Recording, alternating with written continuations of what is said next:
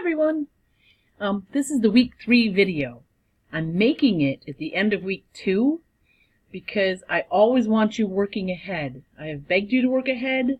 I still am suggesting, advising, maybe even requesting that you try to do that. I'm old and I've seen how things go, and it's just my best advice from somebody who has experience in this. I'm just putting it out there. I'll try not to go on and preach on it too much, but I just wanted to point it out to you.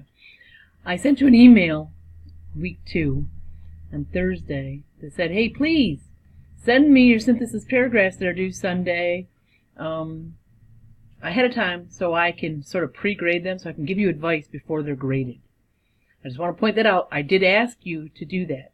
And I said, please send them, if you can, at the latest by Friday at noon, so it gave me lots of time to go over them, get you some feedback.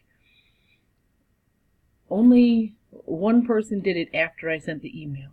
Happily, 4 of you did it before the email, and that's nice. I gave you some feedback, some really game-changing feedback to help you with them. I'm going to grade these synthesis paragraphs 1 by Tuesday. By Tuesday, so that'll be May 29th. Please pour over my comments on them. Take them to heart so you can use them for the week 3 synthesis paragraphs. Week 3, the week we're on now, let me get over here and pull this thing down. Week 3 has some heavy hitters for reading. This is the heaviest amount of reading you'll probably do in any of the weeks this semester.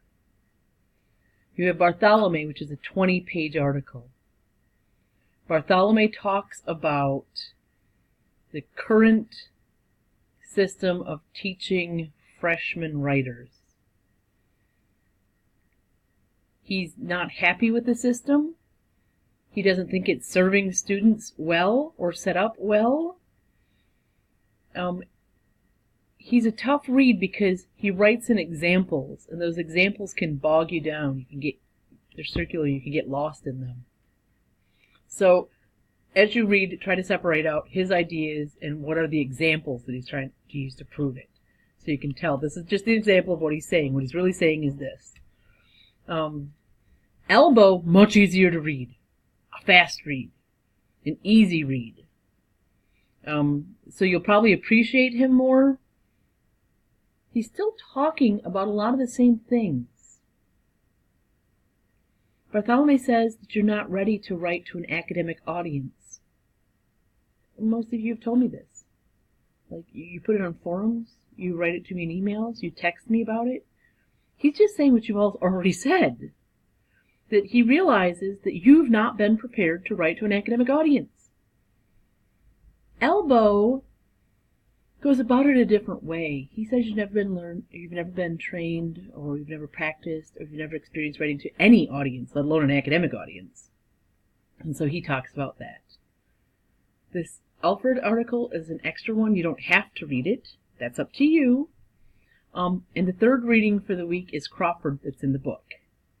Again, if you don't have your book, you can send me an email, and I will send you a really bad PDF of it. It's not pretty, the pages don't line up with the current book we have, but it keeps you from falling behind, and it allows you to do this stuff. So, you have 3 forums again this week. You know the drill now. You click on them. Bartholomew has 2 options. It says, I have 2 prompts here. You can either click on the original prompt, or you can do this alternative prompt. You don't have to do both. It says that right there. You can click on both of them, read them, and decide which ones you want to do.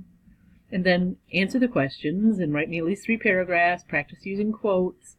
When you give feedback, try, because I'm going to do more hands-off. I'm not responding to everybody this time. I'm going to try not to respond at all, but I probably won't be able to do that.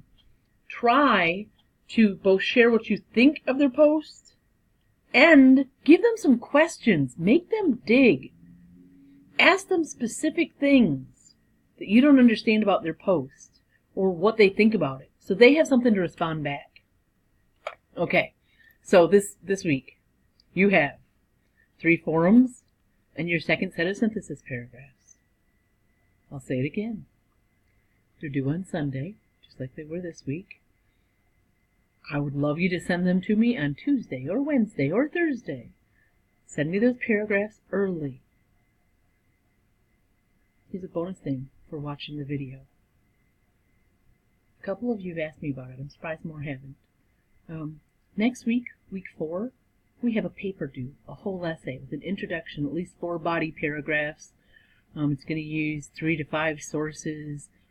It's a bigger point thing than we've had so far.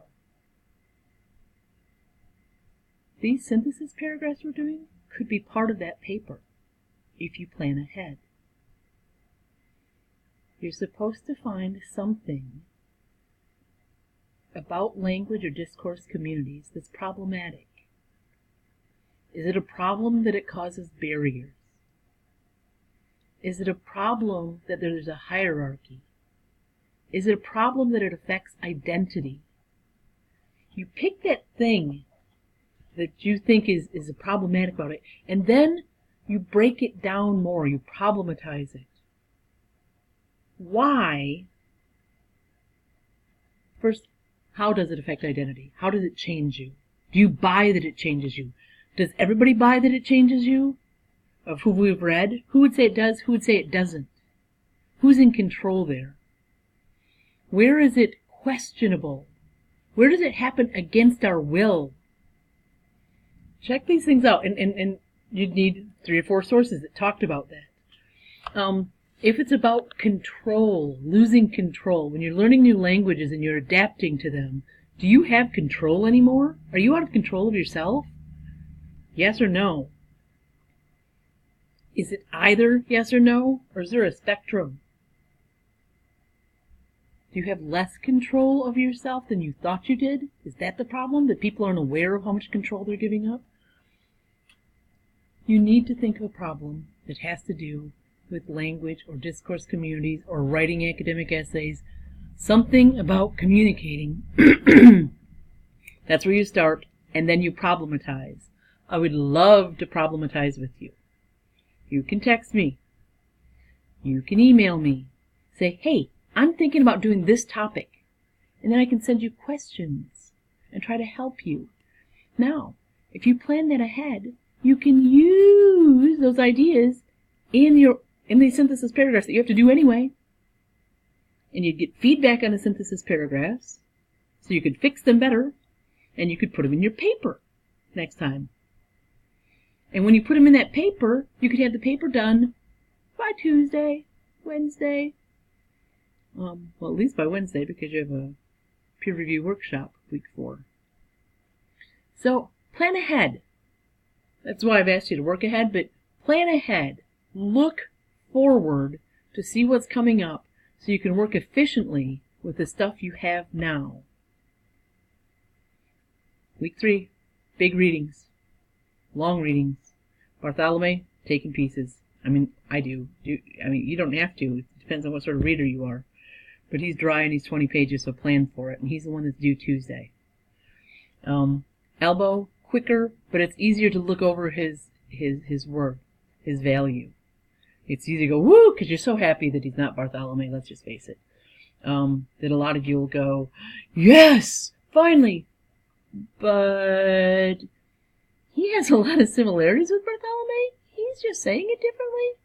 So try to dig deeply in him. He's sort of like a class article. Class has some depth, but it's such an easy read that people sometimes miss it.